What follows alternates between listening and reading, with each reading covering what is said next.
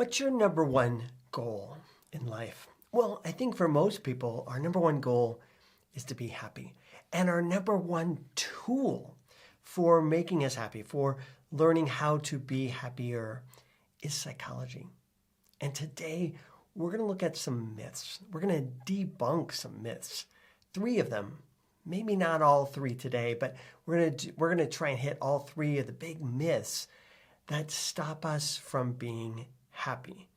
And particularly what makes psychology get in the way of our happiness. Hey, I'm Brett, licensed psychotherapist and executive director for The Gathering. The Gathering is all about helping you with your own emotional healing by creating personal growth. And the way we do that is by creating growth groups. Now, to start our day today, I wanted to talk a little bit about what gets in the way? What gets in the way of our happiness? And one of the things, surprisingly, that gets in the way of our happiness is our misunderstandings or misperceptions about psychotherapy and how it works. So let me start with a story. And the story is about Jim. Jim comes in, he's a new patient, and he's kind of inspired my thinking because he's probably in his 50s and he's tried everything. He's done all kinds of therapy. He's done CBT, DBT, EMDR, ART. He's done NLP. He's done everything.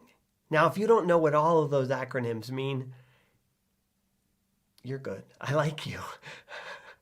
Because it means you're not entrenched in this psychobabble that we all can get into.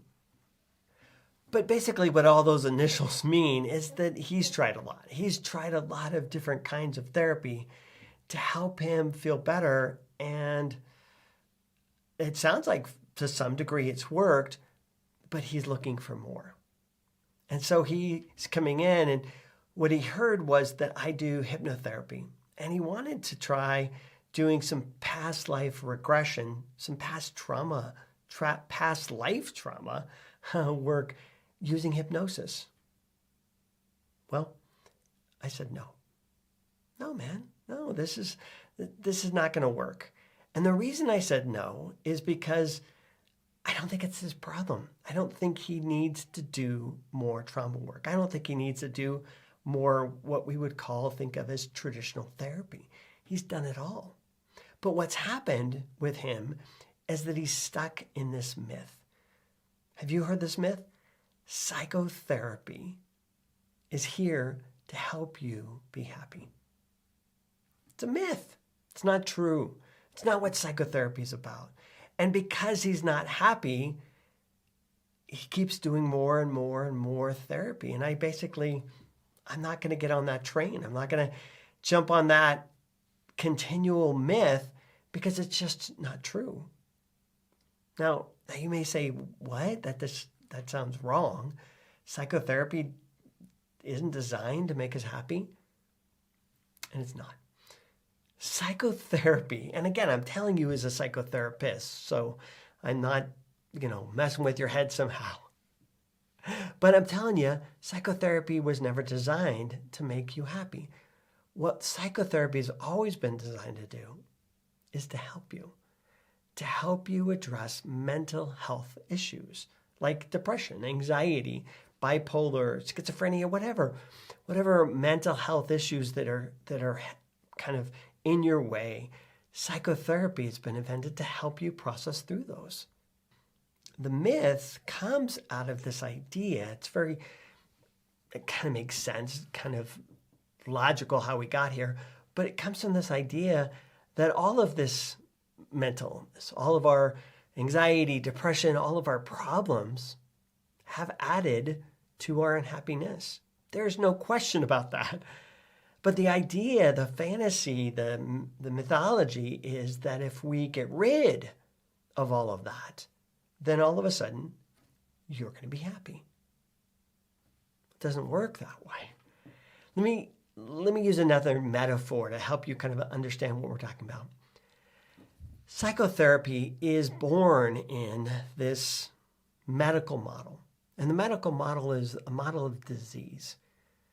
And the idea is that if I had, for example, if I had cancer and I go to my medical doctor and they give me all the best treatments in the world and they're actually able to cure me of cancer, that'd be awesome. That'd be amazing. That'd be so cool.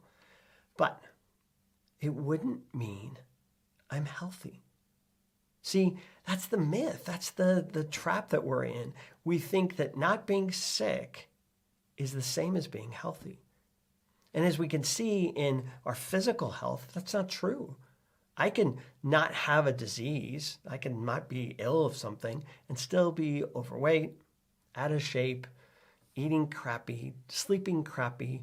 I could be doing all of these unhealthy habits and not necessarily be sick, at least not sick at the moment. Give me time. And I wonder, I really do. I wonder if I'll get there. And most of us would probably say yes. Just because I'm free of all these diseases doesn't necessarily make me a healthy person. A healthy person is something different. It's something that we have to do once we're free of our diseases. Something that we have to do in addition to take us to the next level. Healthy is the next level from being unhealthy. In the same way, psychotherapy works. Psychotherapy helps you cure the disease, which in some ways frees this energy that's trapped and bound in you. Trauma, depression, anxiety, whatever, addiction, all of that binds our energy. And when I say energy, I don't mean some nebulous kind of chakra kind of energy. What I'm talking about is emotional energy. Emotions are energy. And we're in a disease when we're unhappy. It's because our energy is collapsed. And what happiness is about creating flow, is about getting our energy moving again. And that's what we need to learn. Now, there's a whole different realm of psychology that's emerged over the last probably decade or two. And it's a new psychology called positive psychology. And by positive psychology, what we're looking at is not disease or what's wrong or what's broken, but we're looking at people that are happy. And we're looking at them and studying why. What are they doing that's created flow in their life? What are they doing that's bringing energy and getting that energy to move for them in a way that they feel good? And that's what you have to do. If you want to truly be happy, which is obviously my goal, I think it's your goal too, then what we need to do is we need to look at beyond mental illness. If you're not happy, maybe the answer isn't that you need to do more therapy. Because I'm not sure that's always the problem, is that we're stuck and we need to do more and more and more trauma work. Some people are in therapy forever, and I think it's a disservice. I think it's wrong. But what I want to suggest instead is learning about happiness, learning about positive psychology. And what's really interesting is that some of the research shows that even studying happiness, reading about positive psychology, begins to make you happier. So that's your homework assignment, is I want you to begin to explore positive psychology, begin to explore what makes you happy, and maybe get off this train of more and more therapy, because therapy isn't designed to make you happy. Now, I know we have 2 other myths, but let's work on that one first, and then I'll see you next time. We'll work on another myth about happiness and psychotherapy. Until then, I'm Brett. Please subscribe, like, comment. I want to hear about you.